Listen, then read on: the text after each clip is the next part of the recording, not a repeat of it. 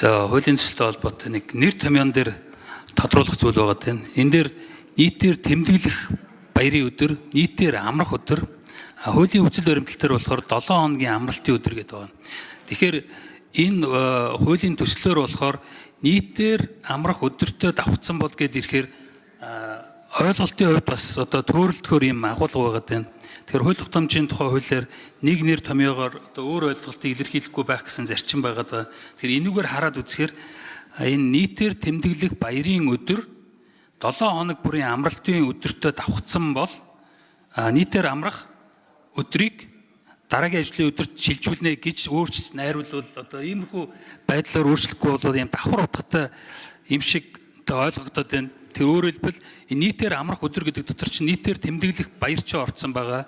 7 хоногийн амралтын өдөр чинь орцсон байгаа учраас энэ нэг агуулгын хувьд бол хоёр янзаар ойлгогдох ийм эрсдэл байгаа. Тэгэхээр энэ талаар ажлын хэсэг юу гэж бодож байгаа тайлбарлаж өгөөч. За хариулт өгье. Уян гишүүн.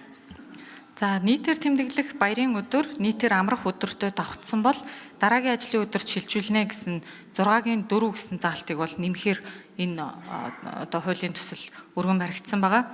Тэгэхээр нийтээр тэмдэглэх баярын өдөр гэдэг нь одоо нийтээр тэмдэглэх баярын болон тэмдэглэлт өдрүүдийн тухай хуульд заагдсан байгаа 9 баяртай холбоотой өдрүүдийг бол хэлж байгаа.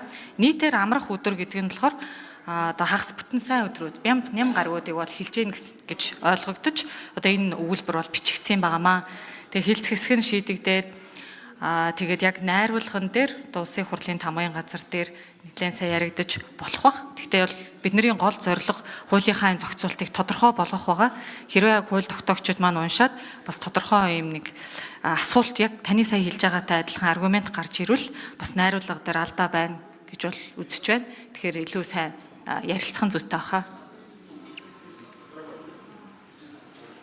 За их төвшин гишүүн тодруулж сууя. Яг тийм асуудал гараад байгаа. Нийтээр амрах өдөр гээд ирэхээр энэ өөрөө нийтээр тэмдэглэх баярын өдрийг агуулад байгаа учраас тодорхой болох үднээс 7 хоногийн амралтын өдөр гээд найруулах нь илүү зөв болох юм уу гэсэн юм бодолтой байгаа. Тэгэд ажлын хэсэг гараад хэлц хэсэг дэмжигдүүд ажлын хэсгээр зарчим зөрүүтэй санал оруулъя гэсэн юм бодолтой баярлалаа. Тийм 7 хоног бүрийн амралтын өдөр буюу бямб 8 гараг гэдгээр их төвшин гишүүний санал гээ тэмдэглээд авлаа. Тэгээ бүгдээрээ ярилцаад илүү тодорхой болгож болох байх гэж бодож байна.